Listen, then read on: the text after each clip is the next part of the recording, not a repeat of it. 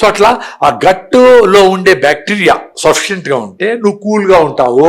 Brain కి direct గా, brain కి బ్రెయిన్ బ్యారియర్ అంటే అడ్డగోడ ఉంటది గట్టుకు బ్రెయిన్ మధ్యలో, దాన్ని దాటుకొని పోయి బ్రెయిన్ లో ఉండే బ్యాక్టీరియాతో డాన్స్ చేస్తాయంట. అవును, ఈ మధ్య మనం వింటుండేట్టు కూడా gut is equal to second brain అన్నట్టు. సెకండ్ బ్రెయిన్ బా, అది ఇప్పుడు ఇన్ని రోజులు నేను కూడా నమ్మలా. ఇప్పుడు నేను పెరుగు బాదిని ఈ చెత్తంతా నిలిపేసి రాగి ముద్ద, అంటే మీకు ఈ పదాలు అవసరం లేవు మీకు ఎందుకంటే మీరు ప్రకృతి దగ్గర ఉన్నారు, అసలు మీకు ఏమైనా అనిపిస్తుంది ఏం తింటే ఏం చేస్తా ఎక్స్పీరియన్స్ అవుతా ఉండదు కదా. కానీ ఇప్పుడు నేను తెలుసుకునే దానికి కావాలా, జనాలు చెప్పాలంటే వీళ్ళు మళ్ళా పోయి మనం చెప్పినవన్నీ చూసి మళ్ళీ గూగుల్ చేస్తారు, చాట్ జీపీటీ చేస్తారు.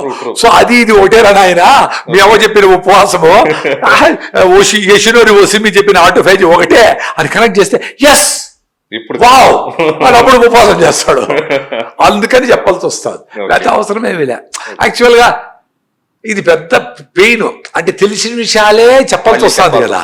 బట్ తప్పట్లేదు సార్, లైక్ ఎంత చెప్తేనే, అంటే అట్లీస్ట్ మీరు చెప్పిన దాంట్లో కొంతమంది అయినా తీసుకునే వాళ్ళు ఉన్నారు.